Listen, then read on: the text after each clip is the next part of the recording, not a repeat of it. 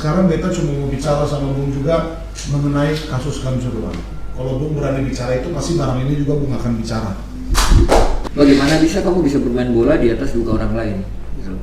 Maksudnya kita kasih contoh, kita pulang dari Hong Kong itu cuma gara-gara perempuan. Omoloho, Nimawi Timi. Salam Papua hari ini kedatangan seorang living legend yang luar biasa. 191 dapat emas Filipina, menjebol gawang AC Milan 2 kali. Waktu itu kipernya Dida ya dari Brazil. Bermain di Cekoslovakia, China dan juga Liga Hong Kong. Semua pasti sudah tahu, kita tahu semua di sini. Siapa lagi kalau bukan Rocky Putirai? Dan banyak Bu, sudah datang Bu. Apa kabar Bu? Puji Tuhan, baik. Tapi beritanya kurang satu tuh Bung. Apa tuh Bung? Kenapa cuma tulis yang lawan AC Milan? Kenapa nggak Sampdoria sekalian dari 1-1 pernah bikin gol? Oh, Bung bikin gol ke Sampdoria juga ya? Tahun berapa Bung? Setelah AC Milan atau sebelum? Sebelum AC Milan, tapi sebelum main Hong Kong. Itu apa? Pertandingan persahabatan? Di Liga Selection Timnas Indonesia lawan Sampdoria. Main di Italia? Main di Jakarta. Wah gila, Sampdoria juga men. Ini notnya kurang nih dari Christine nih.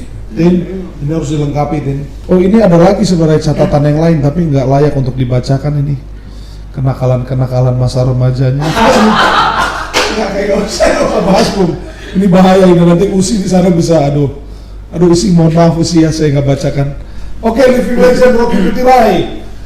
Kita beri tepuk tangan sekali lagi. Bung, kegiatan apa Bung di Timika selama ini Bung? Sudah 2 minggu. Sebenarnya bukan di Timika ya baru tim, tapi sudah hampir 3 tahun lah. 3 tahun ini. 3 tahun. Megang timnas pelajar Kemenpora yang setelah mereka kalau nggak salah itu manajernya Pare ya? Iya. Rayman Nurung ya? Saya kayaknya kenalin. Kenal nanti kita. saya kenal nanti saya. Makasih Bu. Ngobrol. Jadi pas habis mereka juara 3 di Portugal, Iber Cup, timnya tidak dibubarin. Oke. Sebelum saya dipanggil sama manajer untuk tindak lanjut dengan tim itu, saya sama teman saya, rekan saya, jadi kita main bareng sampai sekarang sama-sama itu Aples. 3 tahun ini kita bareng sama jalan sama, sambilnya bawa anak-anak ini sampai ke Liga 3 sana Papua. Dan kebetulan karena liga lagi berhenti, ya udah kita sekalian ke Timika untuk sekalian memperkenalkan diri buat masyarakat di sini, buat pencinta sepak bola di sini bahwa ada satu tim yaitu WBFC Warner Brother Football Club yang mewakili Timika kemarin. Memang klub baru dengan anak-anak yang semua rata-rata kelahiran 2004, 2005. Kalau di Liga 3 paling tua umur berapa Bang? Paling tua itu umur 2000, kelahiran 2000. Berarti itu umur 22, 23. Oke. Anak-anak ini 2004. Berarti masih muda ya, masih usia termuda. Usia termuda di Liga 3. Hal yang terpenting dari manajemen itu yang dasar sekali membentuk tim ini itu bukan latih mereka bermain bola. Oke, tapi latih apa? Itu attitude. Oh, oke, I see. Karakter ya. Terus itu dari sisi bagaimana karena dominan dari tim ini itu ada 70-80% itu dari Indonesia Timur. Sebagian itu dari Papua. 80%. Jadi ada yang datang, ada yang pergi, tapi paling banyak itu dari Indonesia Timur, Papua. Terus dan maksudnya selama ini juga bukan cuman dengar, tapi memang masyarakat Indonesia, terutama orang-orang yang ada di Pulau Jawa sana itu mereka masih selalu melihat sisi negatifnya dari kita di Indonesia Timur. Suka keras, emosi, mabuk, itu pokoknya segala macam itu. Jadi, yang kenapa saya tertarik sekali di sini.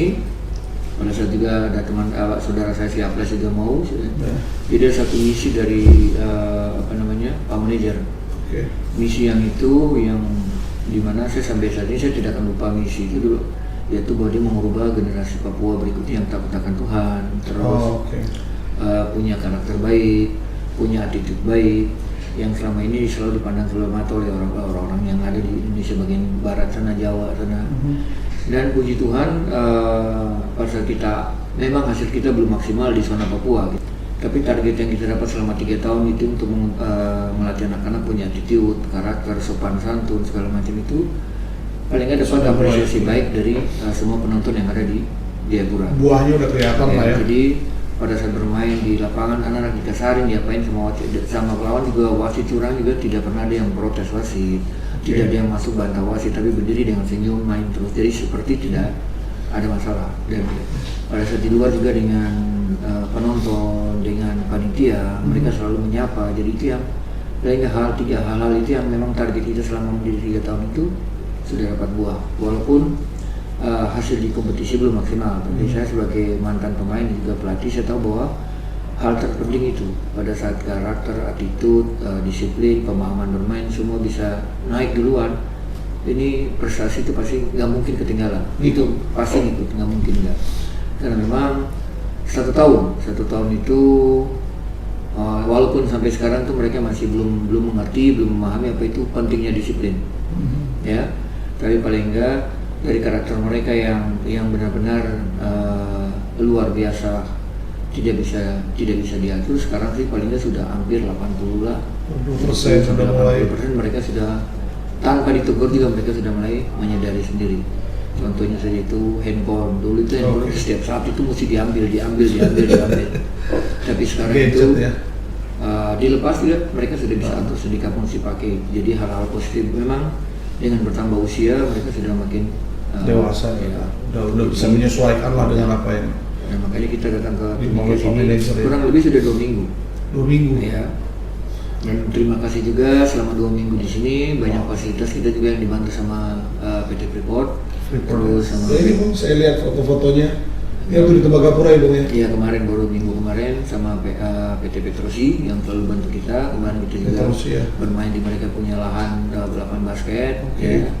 Terus selama ini juga kita walaupun lapangan di Kuala Kencana itu belum maksimal, tapi paling nggak kita bisa latihan. Ya Bung, ini sorry Bung, beta potong Bung. Nah. Ini bagus buat informasi buat perusahaan-perusahaan besar lainnya mungkin ya Bung ya, untuk mendukung sepak bola di Indonesia Timur seperti Petrosi. Dan kita lihat hari ini cuma Petrosi sama Freeport kayaknya yang mensupport sepak bola Bung. Padahal banyak sih di perusahaan-perusahaan besar Bung. Sebenarnya perusahaan banyak itu mau, tapi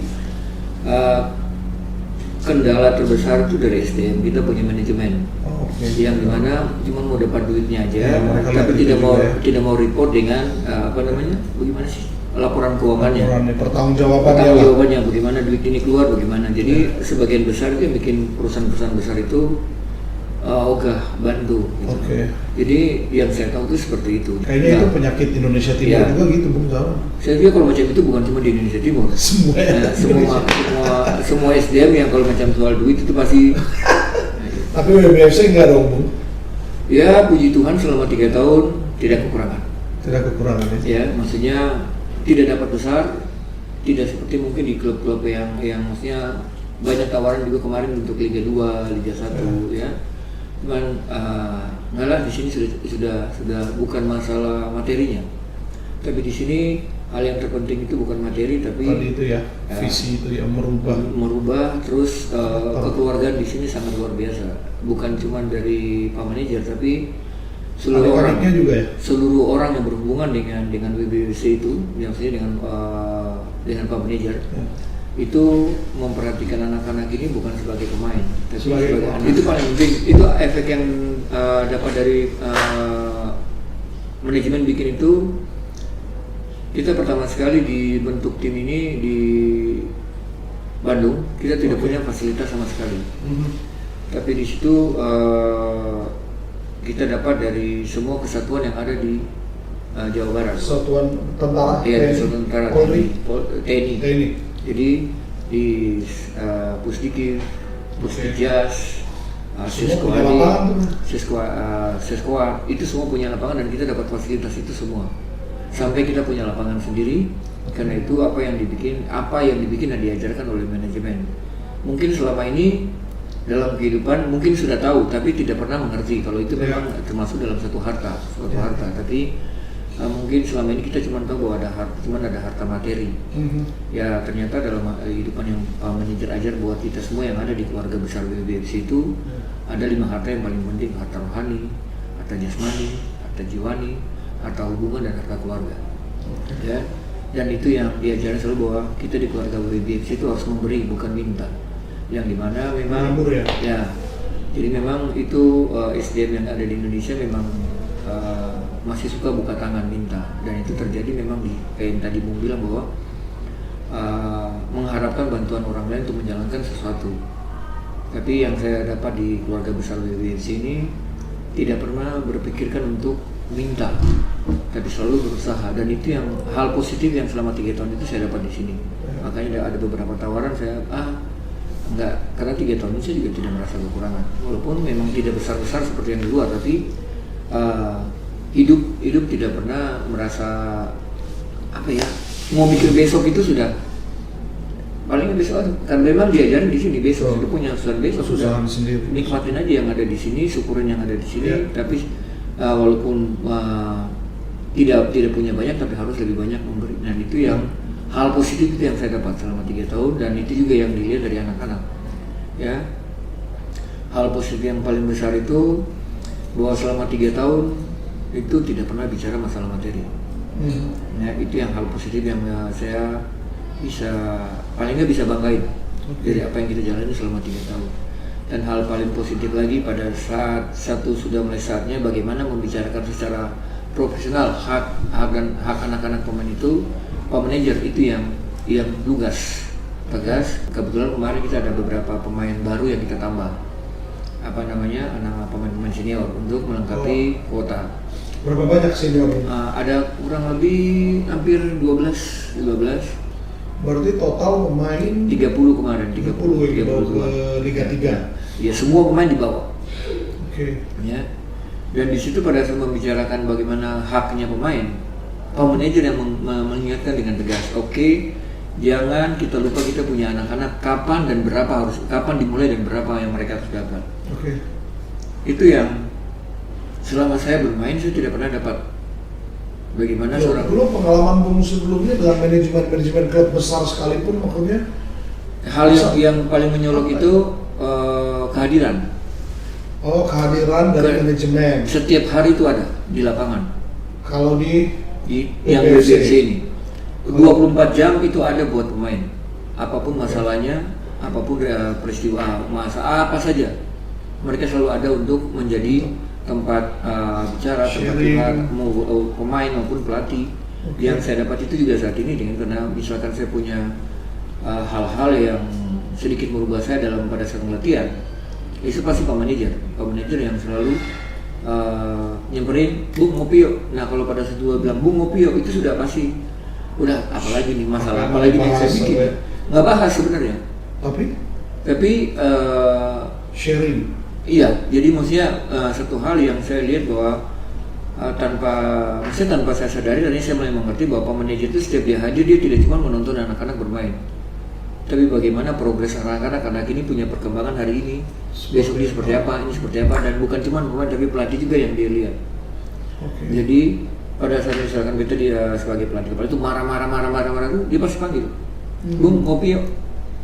Nah pada saat ngopi dia cuma mancing satu ya cerita. Terus langsung dia dia main handphone. Main handphone, sudah selesai ngomong, iya udah coba Bung baca ini. Nah ternyata yang dibuka itu cuma ayat-ayat dalam Alkitab. Firman Tuhan. Iya. Oh iya. Terus baca. Ngomong lagi, Bung coba baca ini. Paling kalau bisa ketemu itu 2-3 kali kasih ayat. Ya, kasih ayat terus dia jelasin. Memang kita mesti begini, kita mesti begitu, tapi ada dalam sini. Jalan aja seperti apa yang benar. Nah itu yang mungkin karena dari diri sendiri yang mau berubah. Ya berdoa juga. Karena contoh yang hal yang paling positif yang saya itu, saya punya saudara botak ini, Kakak Plus. Ya, itu selama bermain dengan dia itu seumur hidup, apapun yang dibicara itu tidak mungkin ada orang yang mengerti. Maksudnya maksudnya nggak jelas ngomongnya. Sudah nggak jelas, udah apa? Kakak Plus, lihat ini Kakak Plus. Apapun yang dia bicara tidak ada yang mengerti. Tapi pada saat 3 tahun yang lalu ketemu dia pertama sekali di Bali, ya, Dan bagaimana lihat dia cara bicara, bagaimana dia bawa firman, bagaimana dia bicara depan orang banyak, bagaimana dia bisa menempatkan diri dia pada saat berhadapan dengan orang-orang. Berbeda ya. Itu 180 derajat. Dan artinya sering dengan dia. Pas di balik itu duduk sarapan pagi, bosan. Saya bilang, kenapa sih bisa jadi begini? Apa yang terjadi? Nah, dia cerita.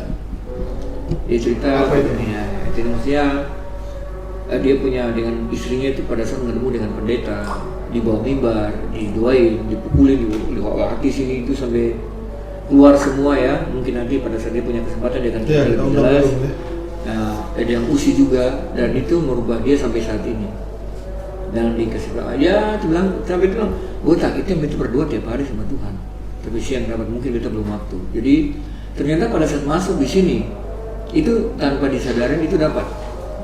Ya dengan cara hidup dari keluarga besar WBFC, terutama keluarga besar dari Pak Manajer, ya itu sangat ngayomi. Ya di situ juga sebagai pelatih kepala itu kita baru tahu yang namanya otoritas. Sebenarnya sudah tahu, tapi tidak pernah tahu fungsinya seperti apa. Tapi pada saat tahu di sini namanya otoritas itu seperti apa, tugas, tanggung jawab dan wewenang itu seperti apa. Nah, mulai tahu jelas itu di sini. Dan selama bermain itu juga, selama saya pegang 3 tahun ini juga, urusan teknis di lapangan itu manajemen tidak pernah ikut campur. Nah itu yang perbedaan dengan ini betul-betul itu ranahnya pelatih lah semua coach ya. Tapi juga akan merangkul kita dengan sebagai seorang keluarga, bagaimana anak ini tidak main kenapa. Ini tapi bicara sebagai keluarga, bukan sebagai manajemen. Oke Bung, Beta juga dengar katanya ada ini ya, ada apa sistem konseling. Ya. Jadi masing-masing anak ini diberikan konselor gitu. Jadi paling sering itu Pak Manajer bukan tanya tapi Bu ngobrol ya, ngobrol ditanyain. Beta sebagai pelatih kepala itu selalu anak ini begini. Jadi mungkin karena pernah tinggal 1 tahun dengan mereka bareng. Dan itu juga mungkin talenta yang Tuhan kasih. Artinya secara pribadi itu walaupun ada berapapun anak di situ, beta sebagai pelatih bisa tahu anak ini seperti apa karakternya, apa ini seperti apa, anak ini turun kenapa. Nah jadi pada saat ini kok dia turunnya 1 hari, 2 kali, 3 kali ditanya nggak mau nyaut, kita langsung ke Pak, kita langsung kabar ke Pak Manajer. Tolong dong anak ini begini. Nah yang tadi Bung bilang itu ada konseling itu. Dan dengan konseling itu saya sebagai pelatih kepala sangat terbantu. Kenapa? Jadi pada saat persoalan anak-anak pemain itu di luar lapangan, itu tinggal lapor ke yang konselingnya itu. Konselornya itu yang akan masuk ya. Satu konselor ini bisa berapa pemain Bung? Maksimal kemarin tuh 5 pemain maksimal tuh. Berarti satu. Kayak kita sekolah dulu Bung ya, ada guru BP, hanya kan guru BP untuk satu sekolah ini 5 pemain punya 1 konselor. Jadi masalah pribadi, masalah cinta, masalah apapun itu dia bisa sharing ke 1 orang ini. Berarti dibutuhkan berapa konselor dalam BBFC Bung ya? Yang selama ini juga maksudnya yang dipakai dari Pak Manajer, Ibu Manajer, terus adik-adiknya Ibu dan semua keluarga. Bung Jo, terus Bung Jo dengan pasangan yang belum dapat. Bung Jo itu belum nikah? Belum, mungkin Bung bisa cari satu. Saya mau kenalin, cuman kita punya yang nonton hari ini podcast hari ini silakan langsung kontak Bung Rocky ya, bisa di Warna 2 masih kosong. Jadi Bung kita sebenarnya punya komitmen waktu itu. Komitmen apa? Ke Portugal 2020 yang Iber Cup Elite.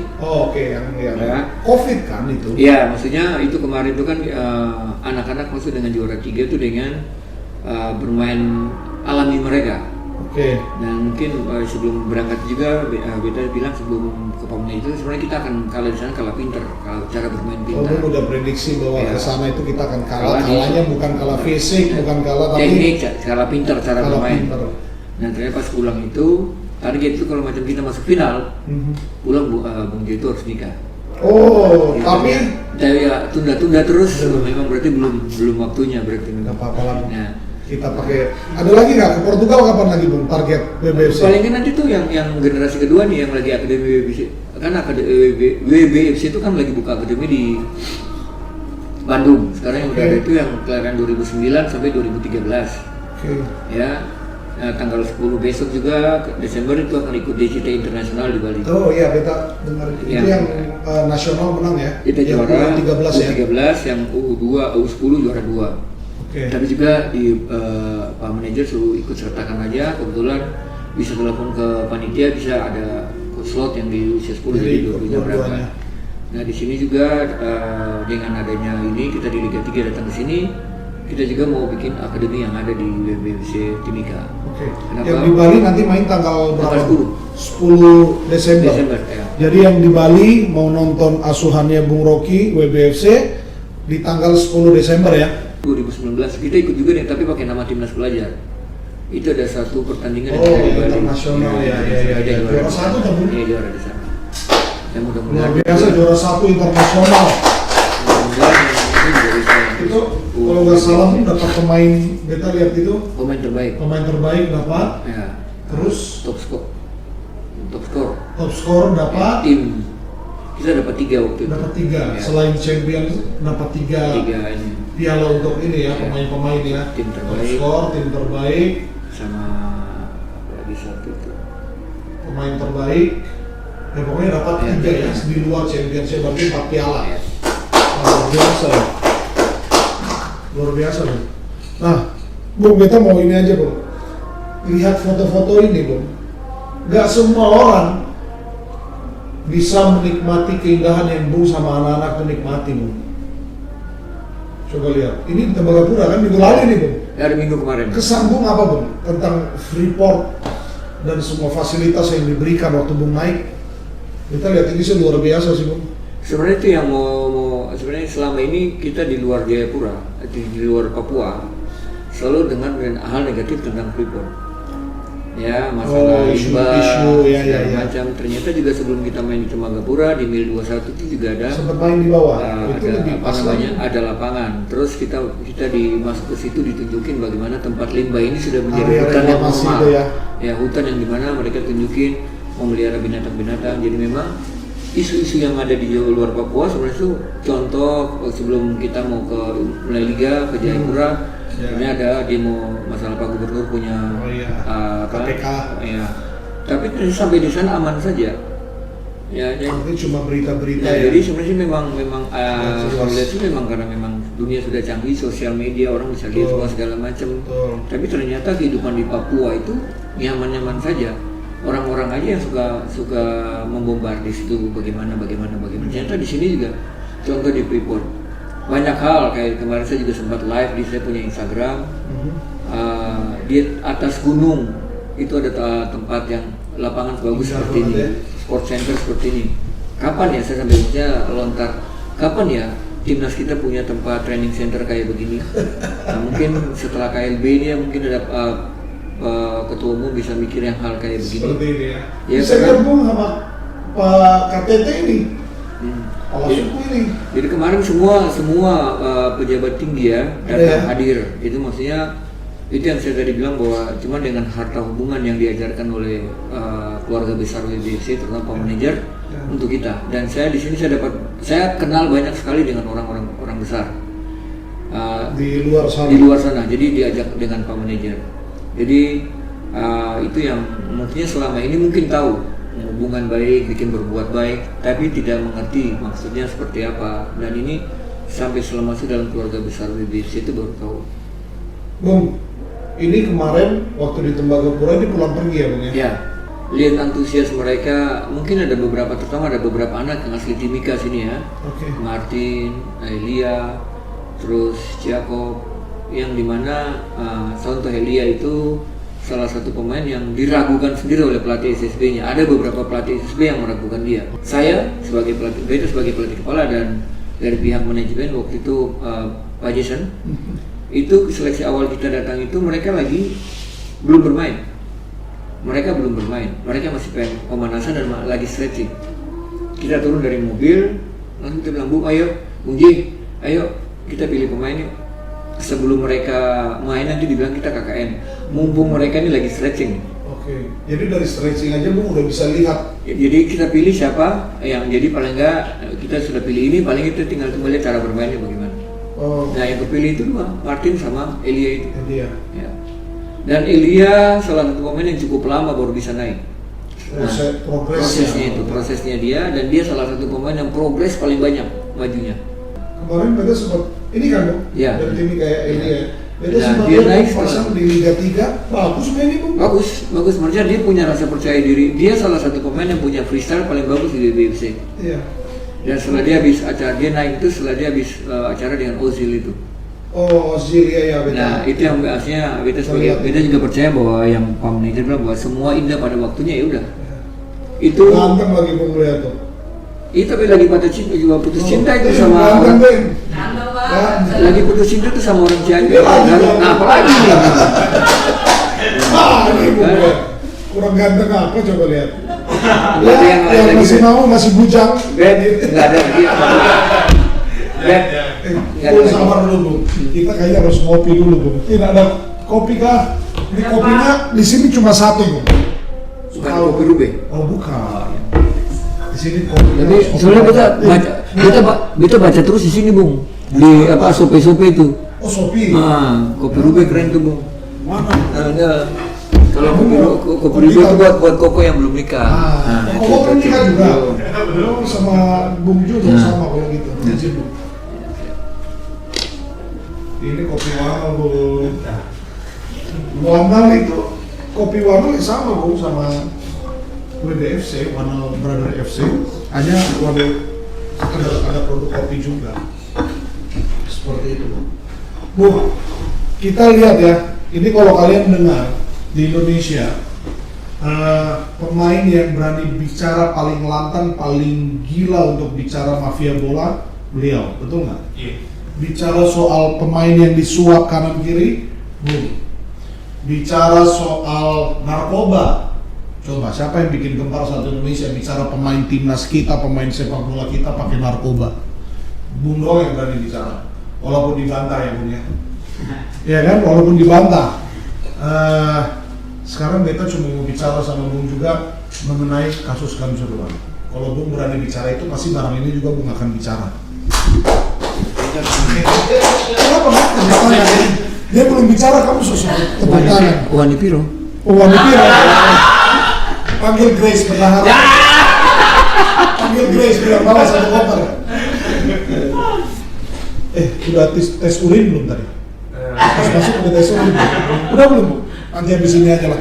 Kan bukannya dia yang kasih. Oh iya. Bung, Kanjuruhan gimana Bung? Ya kalau lihat sih itu memang sudah tradisi. Ya itu sudah satu tradisi dari sepak bola Indonesia. Oke. Yang dimana mungkin tidak ada sinergi kerjasama antara sponsor dan manajemen. Bagaimana menertibkan itu? Kita tahu bahwa sepak bola tanpa sponsor juga mati. Tapi kalau tanpa sepak bola itu tidak mungkin ada supporter. Itu kerjasama itu yang mungkin tidak terjalin dengan baik. Apa bentuk kerjasama apa yang maksudnya Bung harus kerjasama baik?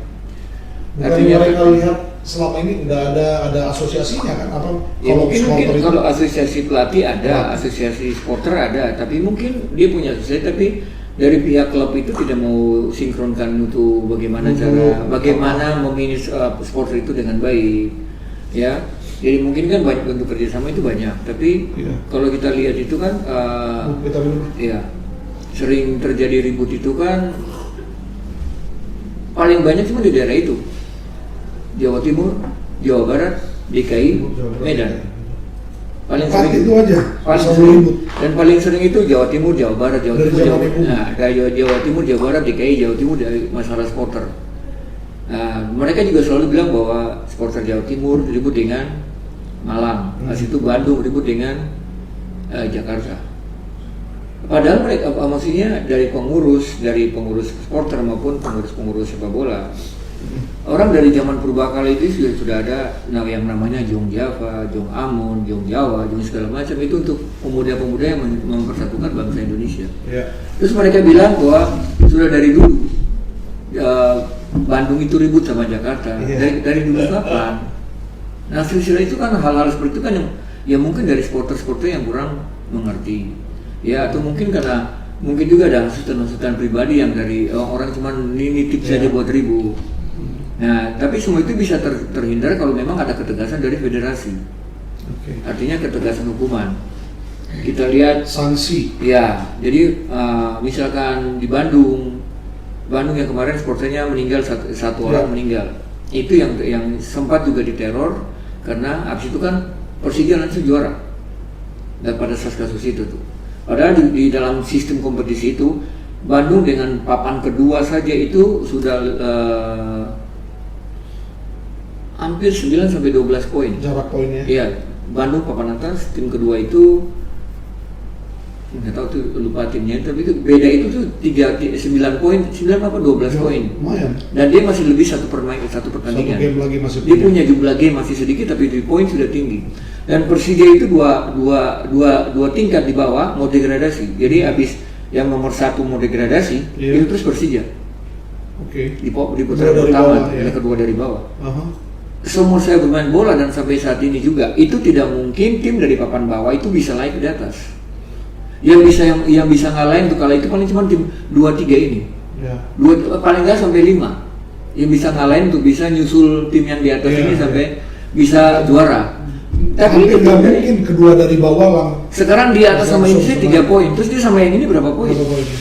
Nah itu yang hal mustahil yang bisa terjadi cuma di Liga Indonesia. Nah waktu itu terjadinya apa Bung? Dari 2 ke bawah dia menang terus. Karena itu Persib supporter ada penonton Persija yang meninggal di Persib di Bandung. Ya. Nah itu Persib yang digembosin tuh, inilah pokoknya tapi ini naik karena ini digembosin, orang sibuk sama Persib yang digembosin. Orang tidak memperhatikan bagaimana cara kerja Persija bisa sampai juara. Bu, sabar, ini asumsi Bu atau ini memang informasinya? Kalau beta punya cara berpikir cuma sederhana. Asumsi saya juga nggak pernah dengar dari apa yang saya beta bicara itu saya pernah mendengar dari orang. Sekarang bagi normal saja kalau yang mau juara itu harusnya dia nomor 2. Iya. Jadi sekarang di putaran pertama saja ini kamu sudah di bawah. Untuk kamu menang saja itu susah. Untuk kamu menang untuk curi poin ke atas saja itu susah. Mau sehebat apapun tim kamu tidak mungkin kalau kamu tidak dibantu oleh non teknis. Ya karena yang ini aja jarak udah 9-12 sekarang yang di sini mau naik ke 3 saja susah. Iya. Bagaimana yang ini bisa langsung? Yang nomor 2 sama nomor 3 ini mau rebutan 1, 2, 3 saja susah. Ya. Dia gonta ganti untuk bagaimana yang di bawah bisa naik. Artinya begini, kalau tim kamu bagus, nggak mungkin kamu di papan bawah. Iya. Terus pada saat putaran kedua itu diganti, itu kamu bukan macam kamu bisa naik, berarti kamu rombak total. Rombak total itu tidak tahu dengan peraturan yang ada di federasi bisa rombak total apa tidak. Oke. Atau kalau kamu ganti pelatih, kita sudah lihat di tim-tim Eropa berapa kali ganti pelatih juga tidak bisa membantu tim untuk paling nggak untuk mencapai juara. Iya. Manchester yang udah ganti berapa kali. Bahkan karena ganti pelatih juga tidak bisa bikin. Contoh yang sekarang juga belum bikin tim itu bisa jadi paling bisa bikin tim yang sudah ditakutin lagi, tapi tidak tim yang bisa jadi langsung juara gitu. Tapi ini dua tingkat di bawah bisa langsung juara. Itu langsung juara. Langsung juara. Liga. Ya, juara liga. Wow. Nah, itu baru terjadi cuma di Liga Indonesia. Dan kasus itu tepuk tangan dulu buat ini. Saya harus tepuk tangan atau sampai? Maksudnya tepuk tangan buat Liga Indonesia atau buat Bung Rocky karena sudah mengupas ini dengan luar biasa. Ya, maksudnya cara berpikir itu ngapain mesti logikanya yang kalau mau yang harus juara itu yang urutan 2-3. Iya Bung. Ngerti Bung. Terus, nah kasus yang ribut juga Persebaya paling sering bikin kasus, tapi hukumannya itu selalu sederhana. Dan kita misalnya masalah kanjuruhan ini kita tahu kasus ini sempat terjadi waktu Piala Liga Champions antara Liverpool sama Juventus. Nah, keputusan FIFA kan mereka turun kasta. Iya. Nah itu juga mungkin harus diberlakukan di sini. Nah, diberlakukan di Liga Indonesia. Jadi 2 tim itu harus turun kasta. Liga 2. Langsung Liga. Kalau nggak sanksi 5 tahun. Sanksi 5 tahun berarti kan mereka harus mulai dari Liga 3. Oke. Jadi maksudnya kalau macam sekarang saya dengar kabar juga Liga 1 itu akan digelar tanggal 2 Desember. 2 Desember ini. Nah, terus bagaimana Kak Liga bisa berjalan? Belum ada keputusan, Bung. Itu kan cuma gosip, tapi maksudnya sebelum gosip itu jadi kenyataan, bagaimana bisa Liga bisa jalan sedang kasus yang mengakibat banyak nyawa yang melayang itu belum selesai. Iya. Bagaimana bisa? Bagaimana bisa kamu bisa bermain bola di atas luka orang lain? Gitu. Ini bahasanya bahaya. Bagaimana bisa kita bermain bola di atas duka orang lain? Nah, itu kan belajar dari Wana 4. Ini bahaya, Bung. Bahasa ini bahaya, Bung. Wana 4. Bahaya. Langsung bikin TikToknya ya. Kalau langsung Bung TikTok. Oke, Bung. Kalau menurut Bung memang sanksi yang paling tepat adalah turun ke Liga 2. Main dari Liga 2 berapa lama di Liga 2 dia harus main baru naik ke Liga 1? Atau memang kalau udah bisa langsung menang ya naik gitu? Kayak gitu sih di Indonesia banyak orang pintar. Pintar bermain. Nah, artinya sekarang misalkan Arema atau Persebaya turun ke Liga turun kasta, dia beli klub baru bisa. Selesai kalau udah dia beli klub baru lagi. Dia beli klub baru pakai nama itu tahun depan dia ganti. Gitu. Iya. Dan itu yang itu selalu terjadi. Ya, kalau gitu gimana dong? Sanksi yang paling tepat supaya mereka benar-benar menerima sanksi itu apa? Kan juga banyak orang pintar yang ada di federasi sampai tidak ada yang mau keluar. Kita pikirin ya, makanya sampai ada KLB sekarang terlalu banyak orang pintar. Padahal orang pintar nggak tahu apa yang mereka butuh di situ. Saking pintarnya, Bung. Saking pintarnya tapi sepak bola nggak pernah naik-naik, tapi mereka nggak mau turun dari kursi. Ya kalau ada yang nonton, bukan saya yang ngomongnya Pak ya. Abang saya, Bung Rogi Putira yang bicara. Coba diulang lagi, Bung. Boleh. Nggak mau turun-turun. Nggak mau turun-turun. Ini kan mau KLB, Nah, ya kan? Mau KLB berarti akan ada pemilihan ketua dong, federasi PSSI. Karakter paling tepat seperti apa? Apa tipenya seperti apa ketua kita sebenarnya yang harusnya menjabat? Apakah yang sekarang ini Bung rasa bisa kembali lagi atau cari figur yang lain? kalau figur sih susah. Susah, kenapa? Karena figur itu harus punya satu karakter yang kuat. Kenapa? Saat dia lawan itu bukan cuma yang ada di pusat. Oke.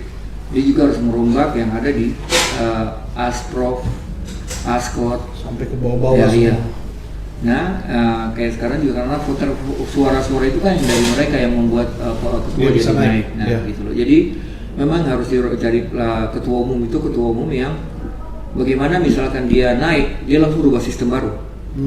Ini baru. Langsung bikin Asprop ini semua ganti semua, yang harus diganti memang dari daerah semua harus diganti. Askot, Aspap, Askap, Aspu semua harus diganti orang-orangnya itu. Karena orang-orang yang sudah duduk lebih dari 4 periode masih tetap aja duduk di tempat yang sama, tapi sepak bola di daerah usia dini tidak pernah jalan. Nah itu juga karena pembinaan usia dini tidak jalan di daerah-daerah. Timnas juga tidak punya bibit yang bagus. Gitu. Bung nggak ada niat untuk masuk ke dalam dan merubah sistem yang ada? Saya di lapangan saja itu. Saya punya tugas, saya lebih suka di lapangan. Lebih enak di lapangan, marah-marahin pemain, kritik-kritik PSSI, kritik federasi. Nggak rugi, nggak ada yang tangkap juga nggak. Demokrasi gitu dong. Iyalah, janganlah bermain bola di atas duka orang lain lah. Makanya nanti, ya Bungnya, coba ada kata-kata lain yang bisa Bung keluar. nanti lagi cari. KLB kita ikutin aja lah Bung, prosesnya seperti apa. Sayang juga kalau nggak selesai masalah ini. Tapi beta tadi setuju kalau dibilang bagaimana kita liga memulai sementara ini nggak ada kasus ini nggak jelas, belum ada keputusan, belum ada sanksi bahkan. Beta hanya mau ini aja Bung, mau ganggu sedikit. Bung tadi nggak ada menyinggung soal kepolisian kan? Bagaimana peran kepolisian atas Kanjuruhan? Sekarang kalau macam kan selalu saya mau tes saja, berani gak dia bicara polisi? Semua keramaian itu kan dapat izin dari kepolisian. Ya. Terus sampai kalau macam kepolisian semua bilang dengan gas air mata. Yang saya tahu beberapa kesalahan yang kita bikin juga, polisi itu selalu mentoleransi dengan kesalahan apa yang kita bikin. Ada beberapa misalkan kita dengan naik kendaraan, karena kita nggak tahu, mungkin kita plat nomor dari Jakarta ke Bandung, karena nggak tahu, dia kan kasih pemahaman, dia lepas, ya hal-hal itu juga bisa terjadi di sepak bola. Polisi itu tidak mungkin kasih keluar gas air mata kalau tidak ada sesuatu yang membahayakan orang lain. Terus penonton tidak akan turun ke lapangan kalau keputusan wasit itu juga benar. Kembali ke wasit juga. Ya, jadi memang itu selalu yang jadi biang kerok memang wasit.